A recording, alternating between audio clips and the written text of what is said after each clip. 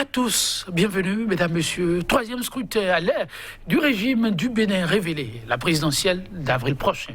Patrice Talon l'aura promise inclusive avec la participation, entre autres, du parti de l'opposition, les démocrates, totale liberté des maires et ou députés à parrainer qui ils veulent, mais à l'arrivée, à l'arbitrage donc de la Sénat, mesdames, messieurs, exclusion, dit-on, des candidats phares de l'opposition, confiscation des formulaires de parrainage avec pour conséquence frustration, amertume et colère. Présidentielle festive en 2021. Quelle certitude.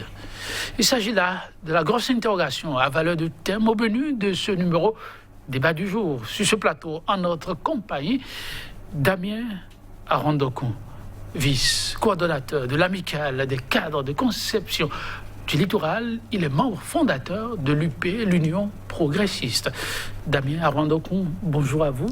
Monsieur Joël, bonjour. Merci de répondre à notre invitation. C'est à moi. En face de vous, Souleymane Harouna, animateur de Tempo Afrique TV. Il est ancien président des Béninois résidant aux États-Unis. Souleymane Harouna, bonjour à vous.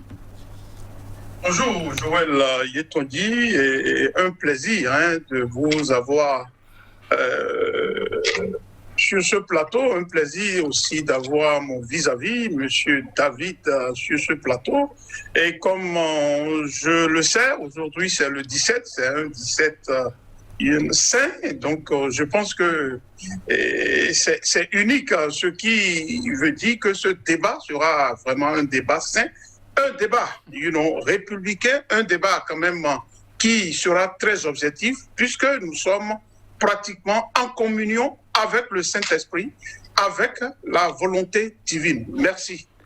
C'est nous qui vous remercions pour la disponibilité. Oui, mesdames, messieurs, ils sont nombreux à retenir désormais le souffle, les Béninois, à se demander que se passera-t-il en 2021.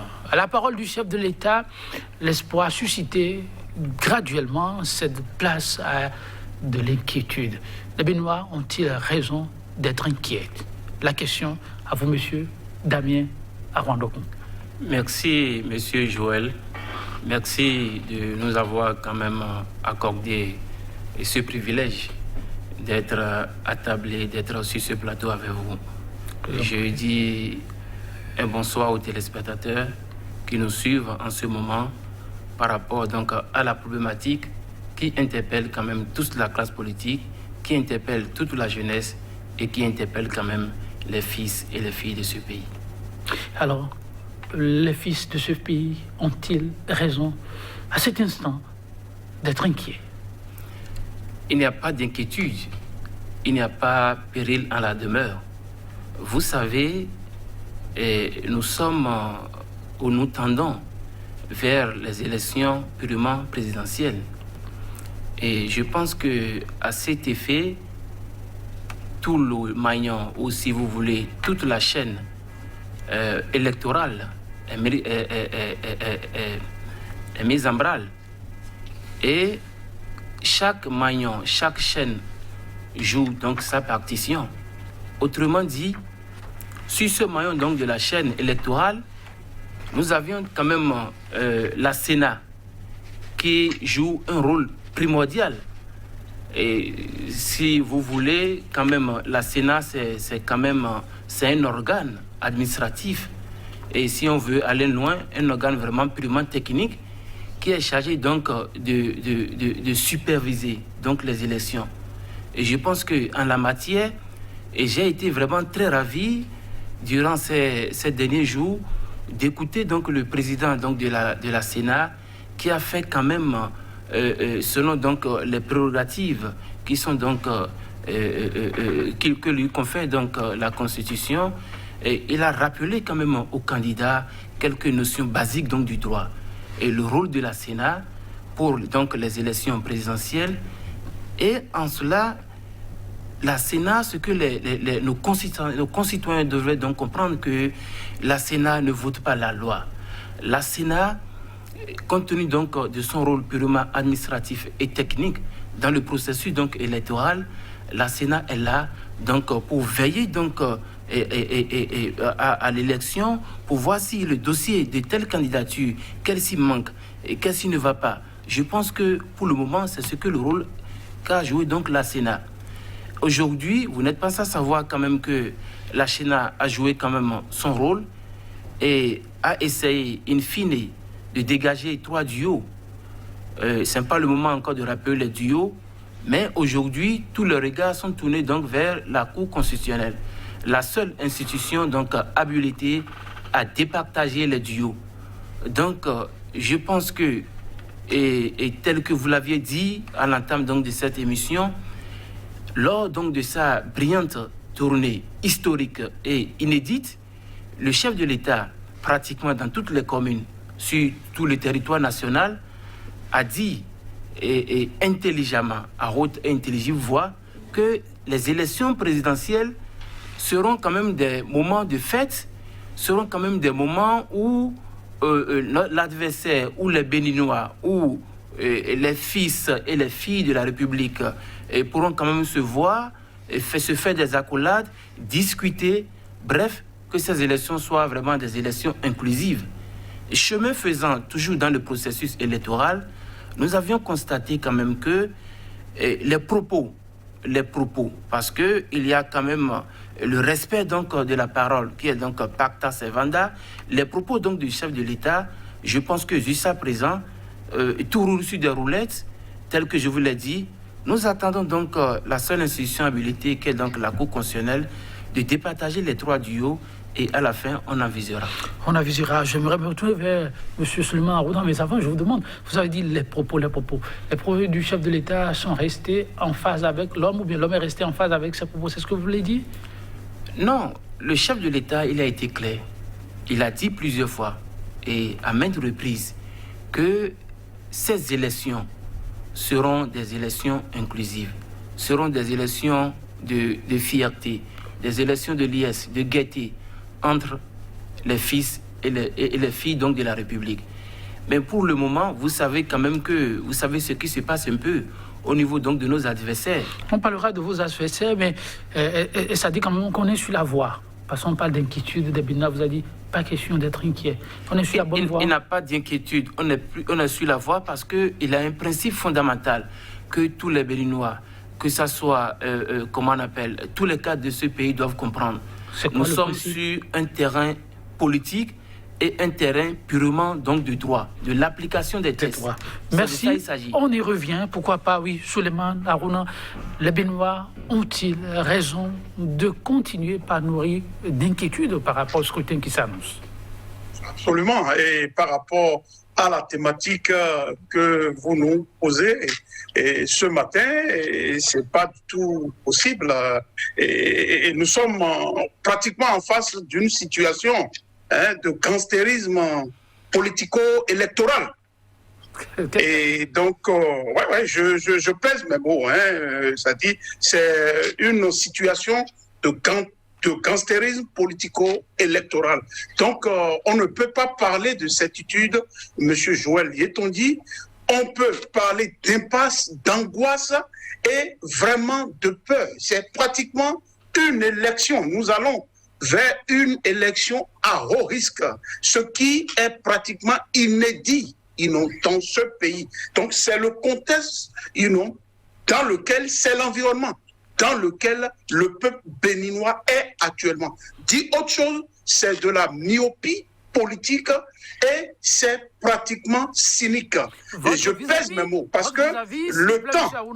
On a bien envie de mieux cerner ce que vous dites. Votre vis-à-vis n'a pas manqué d'illustrer ses propos tout à l'heure, parlant de l'inutilité, de l'inquiétude nourrie par certains.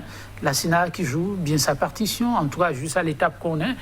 Et elle est restée en phase avec les textes de loi. Reste l'arbitrage de la Cour constitutionnelle, vous l'avez suivi. Et vous, qu'est-ce qui nourrit les inquiétudes à votre niveau? Et pourquoi pensez-vous que les Béninois doivent être inquiets? Mais d'abord, nous allons prendre le volet de la Sénat que mon vis-à-vis a voulu illustrer. Et je vais lui demander, est-ce que jusqu'à présent, il n'a pas été étonné quand on a su qu'il s'agit vraiment de 118 parrainages absorbés, seulement par le président de la République? Est-ce que cette disposition où il fallait que le vice-président candidat puisse aussi avoir 16 parrains, c'est-à-dire au total 32 parrains pour le duo. Est-ce que la Sénat, comment dirais-je, peut aujourd'hui dire clairement sur quelle base ce quota et cette répartition de parrains a été fait? Et quand nous avons appris ça, ça a été une surprise générale. Et en plus de ça, cette Sénat est pratiquement une Sénat pas du tout équilibrée. Et c'est pratiquement la problématique. Tout le monde sait que la Sénat n'a pas coutume d'interpréter la loi. Ce n'est pas ça le débat.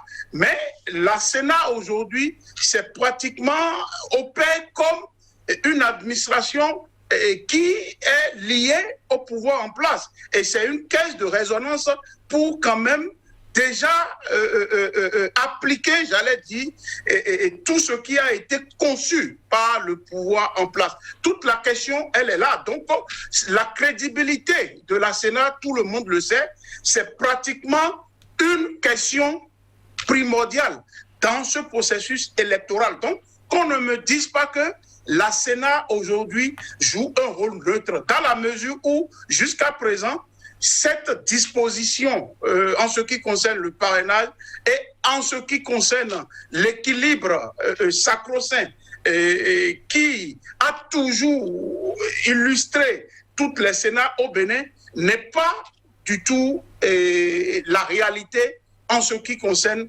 la Sénat de Tchando. Donc toute la question, elle est là. Maintenant, pourquoi je dis que on ne peut pas parler de certitude?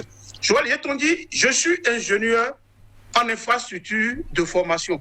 Et quand vous baptisez une maison sur, comment dirais-je, une fondation qui est pratiquement de la paille, il y a problème. Donc, nous sommes en face d'une gouvernance cosmétique. Et quand je parle d'une gouvernance cosmétique, ça veut dire quoi? Ça veut dire que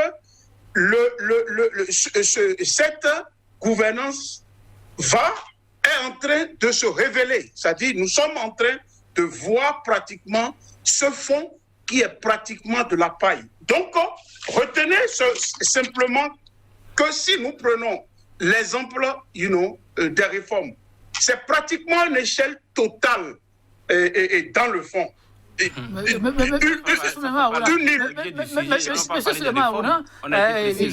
vous plaît, monsieur Damien, je vous reviens. Nous parlons actuellement de ce scrutin qui s'annonce et ceux qui en sont à s'inquiéter aujourd'hui, la question de savoir est-ce qu'ils ont vraiment raison de s'inquiéter. Vous avez évoqué le cas de la Sénat, vous avez ressorti les éléments qui, pour vous, ne motivent pas à croire à la Sénat. Okay. Si on doit aller au-delà, y a-t-il vraiment d'éléments qui, pour vous, pour sa réflexion? Absolument.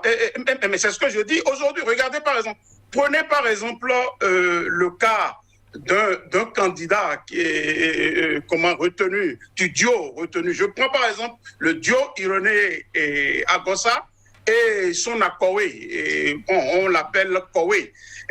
On crée un parti en 5 jours.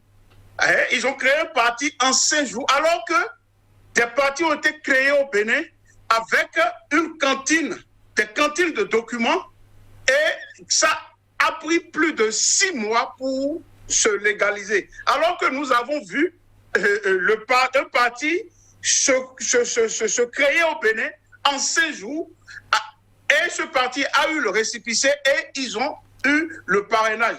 Donc voilà des choses qui inquiètent le peuple béninois. Aujourd'hui, par exemple, il y a eu l'honorable Issa Saleh et l'honorable Aladatine qui sont allés témoigner devant la Cour constitutionnelle par rapport à 2 recours, c'est-à-dire le recours de Mme Rekia Madougou et le recours de l'honorable Afo Tidjani. Donc, et si vous voyez le témoignage de l'honorable Issa Saleh, ça confirme pratiquement le mode opératoire de ce régime. Qui dit que oui. C'est extrêmement important. C'est ça les inquiétudes, M. Yetonji. C'est ça. Ça dit, l'honorable Issa Saleh a dit clairement que Et M. Afo Dogbo, M. Afo Tidjani lui a dit que, bon voilà, il a l'intention de voter pour le président de la République. Cela, ça relève de la politique, mais la question c'est quoi?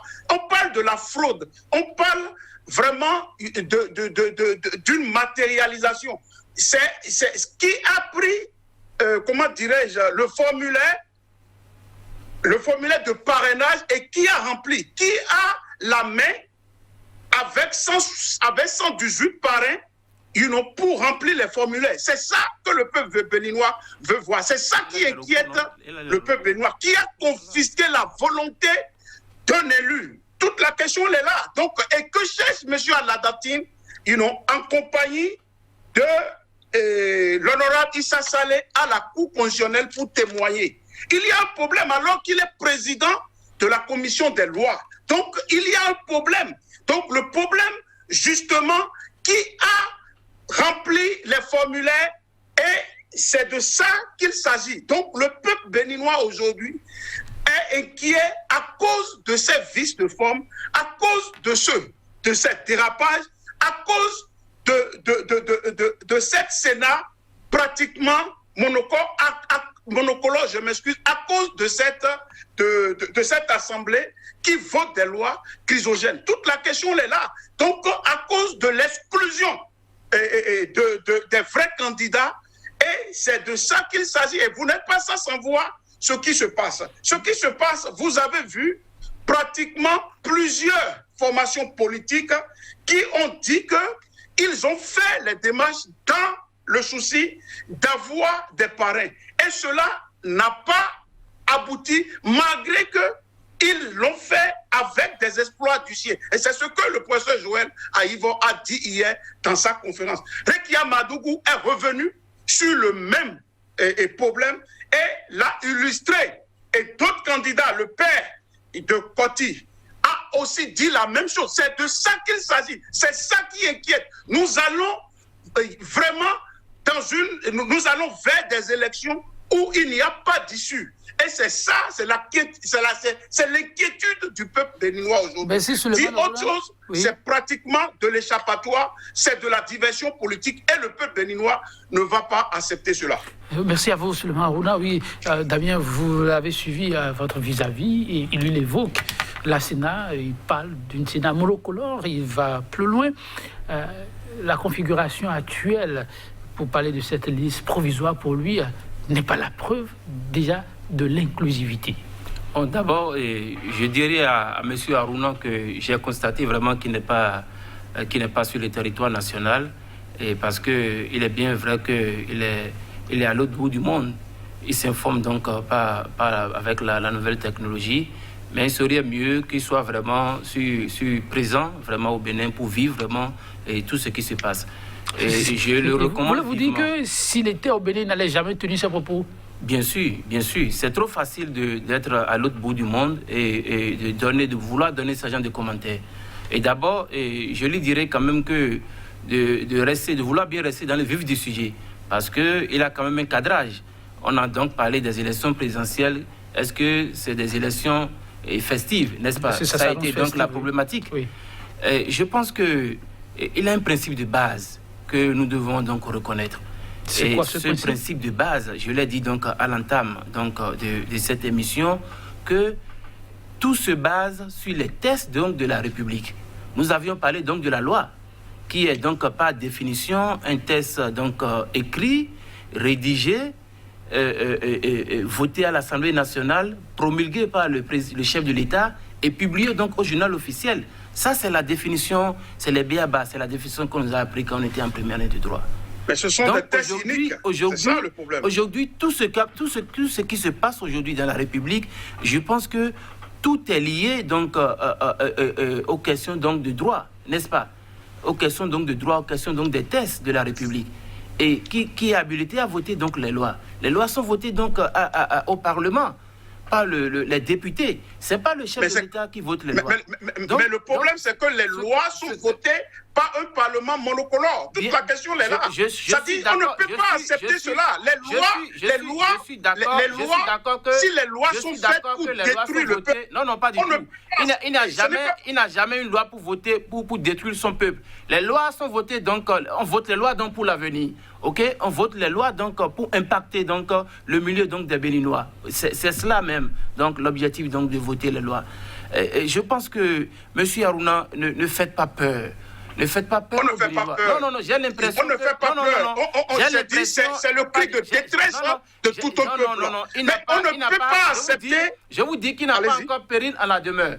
Vous avez oublié ça, que ça, j'ai dit que je suis au regret. Donc de constater que vous n'êtes pas sur le territoire national. Qui vous souvienne, monsieur donc le journaliste, nous avions connu des périodes troublantes dans ce pays. Je voulais juste parler des événements du 1er, du 2 mai. Aujourd'hui, je voudrais quand même dire que ces événements quand même nous ont enseigné beaucoup de choses, surtout au niveau donc de nous qui sommes donc jeunes, nous qui donc aspirons donc à gérer ce pays un jour. Et qui a tiré sur les pauvres Béninois? Toute la question est là. Mais qui a tiré? Qui avait les armes? Qui avait les armes et ont tué des Béninois? Toute la question est là. Elle est là. Avec votre permission, on va resituer les choses, rester dans notre dynamique. Avec votre permission, vous parliez tout à l'heure du principe des lois qu'il faut pouvoir respecter. Et votre vis-à-vis en filigrane a semblé indexer un peu la question du parrainage. Bon, pour parler ici, pensez-vous que les choses se sont passées dans les règles de loi par rapport à cette disposition si on s'en tient à ça? D'abord, je pense que par rapport au parrainage, et sur donc le principe du parrainage, que ce soit donc les mouvanciers, que ce soit donc l'opposition, tout le monde est d'accord pour le parrainage. Il n'a pas de polémique, n'est-ce pas? Le principe est acquis. Mais tout le monde n'est pas d'accord pour tout le monde n'est pas d'accord sur ce parrainage. Non, tout le monde est d'accord. Sur ce parrainage de la rupture. C'est ça le problème. Il ne faudrait pas biaiser le débat. Tout le monde n'est pas d'accord sur le parrainage de la rupture. Monsieur c'est ça le problème. Vous permettez, il va poursuivre et vous allez reprendre tout à l'heure la parole. Le principe, je reprécise. Oui. Le principe donc du parrainage est accepté par toute la classe politique béninoise, que ce soit donc au niveau donc de l'opposition que donc de la mouvance. Nous allons, si vous voulez, nous allons rentrer dans le fond. On va parler de l'essentiel. Et tel que même M. Harouna est en train de le dire, vous savez quand même que la notion donc du parrainage, parce que c'est très important donc de le rappeler, vous savez, depuis 90 jusqu'à nos jours, le Bénin a évolué. Le Bénin a évolué, qui vous souvienne dans les années 89 ou 90, comment on organisait les élections dans ce pays. Sans vouloir extrapoler, si vous permettez. Et si on allait sur ce qui semble diviser fondamentalement les gens autour du parrainage, qu'on entend ces jours-ci. La polémique qui aura conduit même les gens devant la cour, c'est qu'il y en a qui ont tous dit, les acteurs de l'opposition pour être précis, qui ont dit avoir levé leur petit doigt pour dire, eh bien, on est prêt à accompagner nous pour que nous puissions participer. Et qu'il y en a qui finalement ont dit on veut bien. Le formulaire personnel finalement nous aura été retiré et on ne sait même pas à qui nos formulaires ont été attribués. Illustration, cas de l'honorable Soui, comme on l'appelle habituellement. Bien sûr. Je suis d'accord avec vous parce que vous savez, tout ce que vous êtes en train de dire, c'est rien que donc le corollaire donc de la réforme, la grande réforme audacieuse donc du président Talon, donc le système partisan. C'est très important. Vous savez, c'est la réforme qui a mené à ça. Bien sûr, c'est la réforme qui a mené ça. Et vous savez, quand on parle du parrainage, le Bénin quand même, on est à l'initiation donc du parrainage au Bénin. Il y a beaucoup de pays qui en ont fait dans la sous-région, que ce soit en Afrique, que ce soit dans les grands pays de démocratie. Mais aujourd'hui, effectivement, pour aller droit au but, ce qui divise aujourd'hui, que ce soit donc les mouvanciers et donc l'opposition, c'est quoi? C'est très simple. Ok, on a donc parlé donc de parrainage, qui est donc une innovation donc de la loi du code électoral, n'est-ce pas? Aujourd'hui, c'est que il y a un formulaire qui est disponible, donc au niveau qui est donc mis à la disposition donc de l'opposition. Et c'est avec ce formulaire que vous allez donc remplir. Non, des maires et députés. Bien sûr, des maires et députés, maires ou députés, en griffe, c'est les élus. Mais il y a un préalable. Qui vous souvienne, monsieur le journaliste, il y a quand même l'une des personnalités, pas les moindres, et je ne veux pas appeler son nom, au niveau donc du parti Les Démocrates, qui a même dit à la face du monde entier, qui disait en scène ligne, les parrainages n'en voulons pas, même si on nous donnait ça, on n'allait pas prendre. Mais vous ne voyez pas que c'est trop fort, c'est gravissime, venant donc de la part d'une autorité, pas les moindres, d'un parti de l'opposition. Lorsque... Je te dis, sur cet aspect, c'est extrêmement important parce que le peuple béninois est en train de nous voir. Sur cet aspect, il fait référence au président Houndété. Le président Houndété a dit, et ce qui a mené le président Houndété à faire cette déclaration, c'est pratiquement une déclaration de protestation parce qu'il a été approché de façon malicieuse par le pouvoir en place pour faire pratiquement ce que le jeu que Irénée Agossa est en train de faire présentement. Donc c'est par rapport à ça que Éric Houndété a réagi pour dire que le parrainage, il n'en veut pas. Et c'est toute la question, elle est là.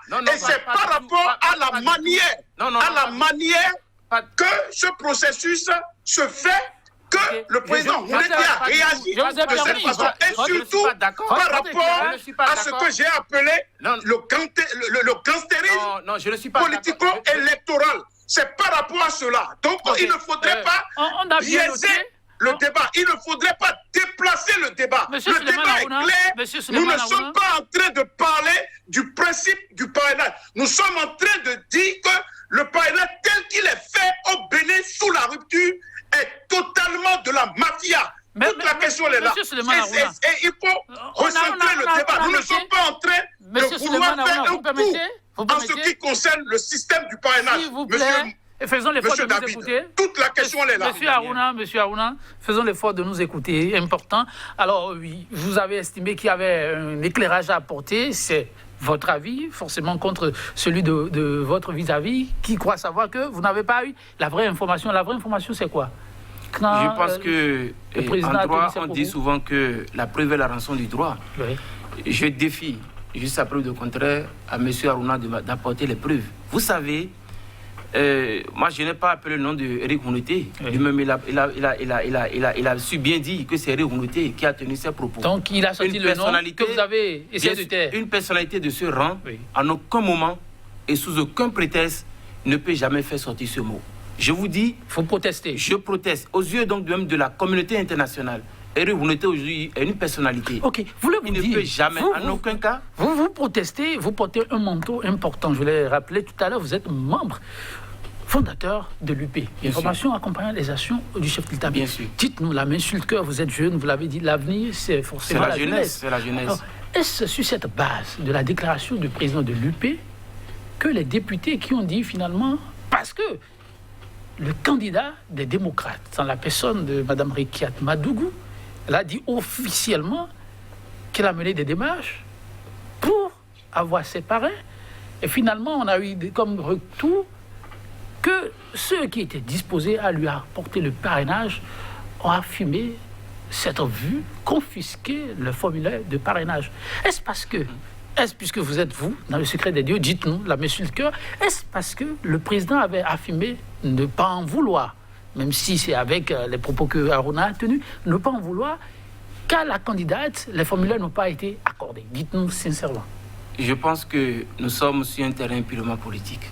C'est-à-dire on est sur un terrain politique, oui, c'est la politique, nous faisons la politique. Oui. On ne fait pas la politique politicienne, mais nous faisons donc la politique pour le développement de notre pays. Forcément. Ça, c'est important. Oui. Je prie humblement, tel que vous l'avez dit à la candidate Rekiat Madougou, de nous apporter les preuves.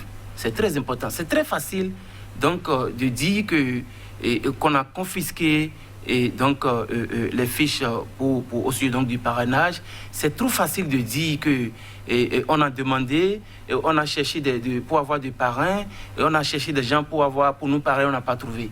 Tout ça là, c'est des faits. Ce n'est pas des faits, il y a des preuves. Le président Joël Aïbo a dit et a illustré et a exhibé des exploits du ciel. Répondez à ça. Répondez, puisque vous avez parlé de preuves, il y a les preuves aujourd'hui. Répondez à ça. Toute la question est là. Répondez aux preuves que le professeur Joël Aïvo a exhibé hier, lors de sa conférence de presse. Oui, ça, c'est des preuves, non? C'est des preuves matérielles. Toute la question est là. Monsieur Aruna peut m'écouter. À l'entame de ce débat, je l'ai dit que tous les regards sont tournés aujourd'hui vers la Cour constitutionnelle. Mais il a des recours. On va y revenir. Oui, dans les recours, comme il l'a dit, il a devancé aussi un peu les faits, c'est vrai. Il y a des candidats qui ont commencé par exhiber des documents. Vous apportez quelle foi à ces documents ou pour vous, ça ne compte pas? Vous savez, on est en politique. Oui, vous allez répéter. Et tout est permis. Comment ça? On est en politique, tout est permis. Comment en politique tout est permis? On va, s'il a des preuves, si les gens existent des preuves, on va chercher à voir donc la véracité donc de ces preuves. C'est très important. Il faut avoir la véracité de ces preuves. Bien sûr, on va chercher pour avoir vraiment la véracité. Et quand on aura avec exploit d'huissier, ça va pas être suffisant? Bien sûr, mais si nous sommes vraiment sur un terrain de droit, un terrain donc de droit où nous sommes donc entourés de tests, on est obligé d'aller par voie d'huissier. Alors, pour le cas du candidat des démocrates, il y a eu une déclaration qui aurait fait un peu froid dans le dos. Je ne sais pas comment vous l'avez suivi. De Souy. Comment vous l'avez accueilli en lien avec la déclaration de la candidate qui, elle, n'a pas cité de nom de candidat? Vous savez, c'est ce que je viens de vous dire tout à l'heure. Soit écouté un peu la déclaration de Souy. Excusez-moi un peu. C'est l'indiscipline du groupe. Ok? Parce que l'indiquant dit l'indiscipline du groupe, vous appartenez à un parti politique. Ok? Tout ça là, ça fait partie. Les gens doivent comprendre la notion donc du système partisan. C'est très important. Il est bien vrai que nous sommes donc au début donc de cette grande réforme, de cette réforme donc majeure. Donc c'est avec le temps que vraiment les citoyens, nos concitoyens, et la population, toute la classe politique, les gens doivent vraiment comprendre la notion même vraiment du système partisan. Et quand vous faites donc allusion, référence donc aux propos de Souy, je ne veux pas trop me prononcer là-dessus parce que ces propos n'engagent que Souy même. Ça n'engage pas le parti. Mais vous avez parlé ça n'engage pas le parti de l'Union progressiste. Vous avez parlé de discipline de groupe. Bien sûr. Et la discipline était quoi? Il devrait faire quoi? Mais la discipline du groupe, c'est quoi? Le chef de l'État a été donc clair. Et moi, j'ai eu quand même cette opportunité de faire même beaucoup de débats donc, sur le parrainage. Oui. Les formulaires étaient donc disponibles. Oui. Vous savez, il y a un problème donc de management qui se pose au niveau de nos adversaires. Et parce finissons avec Souy avant de parler de vos adversaires. Non, j'ai déjà parlé de Souy. J'ai dit que les propos de Souy n'engagent que Souy. Ça n'engage pas donc le parti de l'Union progressiste. Vous avez parlé de discipline de groupe. Bien sûr. À quel niveau Souy a-t-il failli? Mais il a failli parce que, vous savez, quand vous êtes un parti politique, quand vous êtes dans un parti politique pas les moindres, l'Union progressiste, vous devez tout faire quand même pour suivre la discipline du groupe. La discipline du groupe était quoi? C'est que les députés ou les maires étaient libres parce qu'ils avaient un pouvoir discrétionnaire. Mais il répond, c'est ça. Merci beaucoup. Ils avaient un pouvoir discrétionnaire. Monsieur Aruna, permettez qu'il aille jusqu'à la terme de son intervention. A un pouvoir discrétionnaire, ok, donc de mettre à disposition donc les parrainages. Et c'est fort de cela que je vous ai dit. J'ai employé un mot tout à l'heure qui est fort. J'ai parlé donc du management, ok. Si les démocrates en leur sein, avec tout le respect que je les dois, si il faut avoir donc beaucoup de difficultés, des soubresauts et par-ci par-là pour obtenir donc des parrainages, je pense que en leur sein, eux-mêmes, ils doivent se reprocher quelque chose. Mais maintenant, je reviens encore sur ma question parce que j'ai l'impression que vous n'avez pas fini l'idée ou elle n'a pas porté toute la lumière requise. Lui, Souy, en termes de discipline de groupe, il devrait faire quoi concrètement? Qui n'a pas pu faire ou qui n'a pas fait? Quand je parle de discipline de groupe, c'est très important. J'ai dit parce que vous appartenez à un parti politique, le parti est régi donc par des règles, n'est-ce pas? Et le cas d'espèce, c'est que nous sommes en train de parler purement et simplement donc du parrainage. Oui. Le parrainage, ça a été clair. On a dit plusieurs fois et à maintes reprises que les candidats donc de la mouvance présidentielle peuvent donc parrainer donc, que ce soit les démocrates, que ce soit la FCB, bref, l'opposition. Oui. Je pense que ça a été dit en français clair, connu de tout le monde. Mais si moi, par exemple, si je suis candidat, Moi, je ne pense pas donc avoir toutes ces difficultés pour qu'on me parraine. Et c'est en cela que j'ai demandé quand même, il y a un travail de fond. Il faut avoir donc le courage, je l'ai dit. Il y a un travail de fond qui a manqué quand même à nos adversaires, les démocrates. Quand, par exemple, Souidi a envoyé son formulaire, la discipline de groupe lui a demandé de venir déposer le formulaire au niveau du parti politique, ce qu'il a fait. Et finalement, il ne sait pas ce à quoi son formulaire a servi, vers qui ça a été. Qu'est-ce que vous, si vous étiez opposant, auriez-vous pu faire? Non, je pense que, tel que je vous ai dit, le comportement, je ne veux pas trop qualifier ce comportement, mais le comportement de notre honorable n'engage que lui. Ok, vous l'avez répété plusieurs fois, oui. Monsieur Harouna, votre vis-à-vis dit, les débats qui se font actuellement autour de cette question, vu qu'il y a déjà un recours devant la Cour, la sagesse voudrait plutôt qu'on fasse confiance à cette Cour, attendre la suite. Se plier. Non, avant de revenir sur la question de la Cour, et vous avez vu, j'ai acclamé parce que mon vis-à-vis a trouvé, et comment dirais-je, a répondu à la question de tout un peuple quand il dit que, bon voilà, que le député a un pouvoir discrétionnel. Donc ça revient à la notion individuelle, à la liberté de choix individuel d'un député. C'est extrêmement important et je vois comment il était vraiment embarrassé. C'est un frère à moi, je ne suis pas contre lui, mais ça caractérise pratiquement le mal que les collaborateurs du président de la République ont pour défendre ce qui est indéfendable. Et c'est ça la question. Et c'est dans ce sens que j'interpelle tous ces compatriotes et tous ces cadres autour du président pour se ranger du côté du peuple et dire finalement la vérité au peuple. Et surtout, au chef de l'État, dans le bourbier, dans lequel le peuple, où il est en train d'aller. Toute la question, elle est là. Parce que ce comportement, ce date de Soui est pratiquement légitime. Et ce qu'il a dit, c'est clair. Et la stratégie, c'est quoi? On confisque le formulaire et comment dirais-je, à des élus pour trafiquer et comment ce formulaire au profit du chef de l'État qui est candidat. Toute la question, elle est là. Et c'est pour ça que le recours, M. Joël Yeton dit, c'est important, le recours de Soui vis-à-vis de la Cour constitutionnelle dit quoi? L'authenticité de ce formulaire. Donc, on veut voir les doigts, la main qui a rédigé cela. Et ça, c'est ce que Maître Kato Atita a parlé.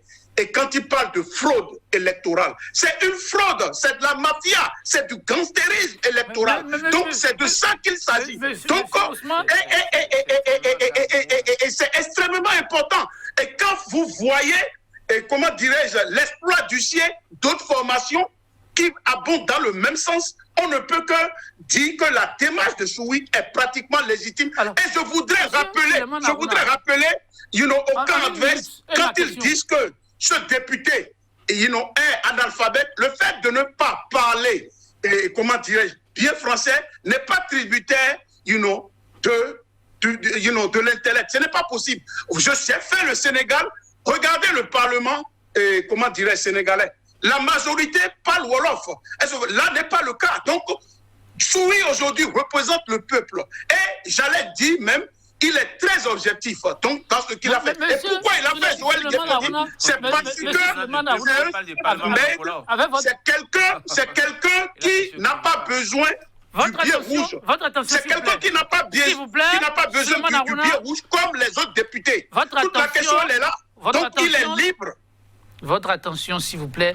Faisons l'effort de nous écouter. Faisons l'effort de faire attention aux téléspectateurs. Voilà. Ça compte beaucoup. Souleymane Harouna, alors, la question que je viens vous poser, ces recours devant la Cour constitutionnelle, quelles sont, vos attentes?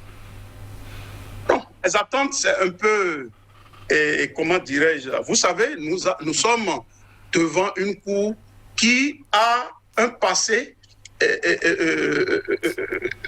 qui n'inspire pas du tout confiance au peuple béninois et le monde entier.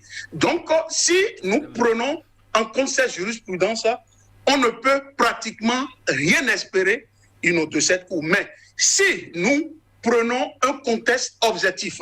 Un sursaut, en tout cas, de cette Cour, la Cour est obligée de dire le droit et d'annuler ce système de parrainage. C'est extrêmement important. Ils n'ont pas le choix. Parce qu'en matière de fraude, le droit, le droit pénal, doit être au-dessus, de toute, comment dirais-je, astuce politique, intrigue politique. Ce n'est pas possible. Donc, moi, ce que j'espère, dans ce litige vraiment très grave, c'est que le processus électoral doit être suspendu pour qu'on puisse remettre les pendules à l'heure. Ce n'est pas possible. Merci, on vous a compris.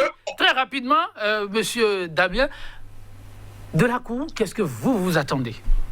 Je pense que je vais revenir toujours sur les notions de droit, c'est très important.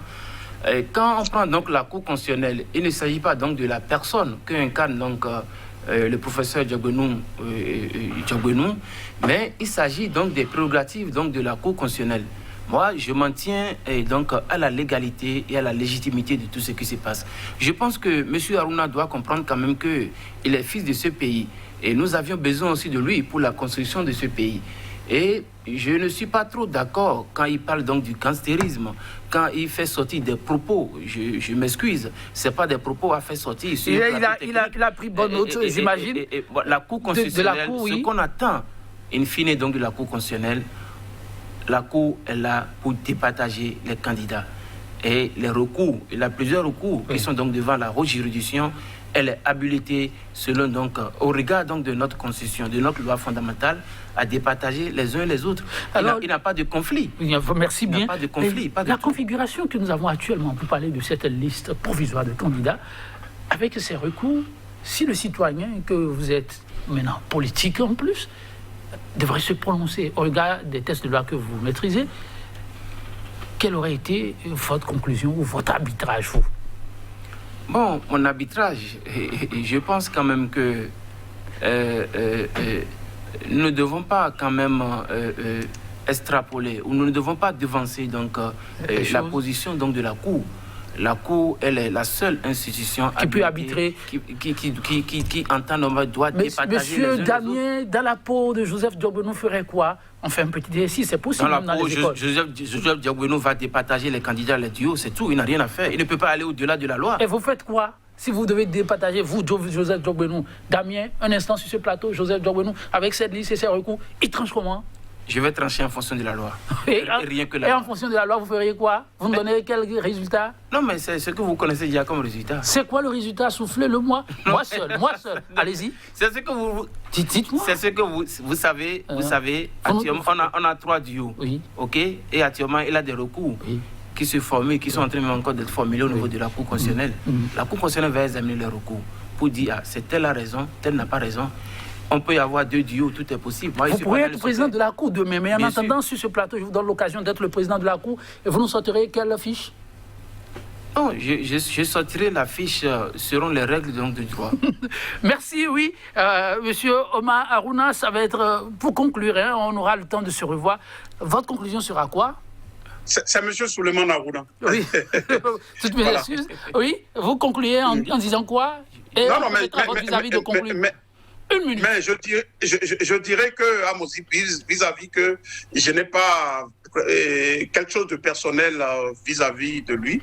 Et c'est pratiquement ce système qui est en train de nous étouffer. Maintenant, si je me mets à la place de Joseph Diogbenou, je vais dire pratiquement, voilà, ce que, en matière de fraude électorale, le processus est arrêté et est pratiquement annulé.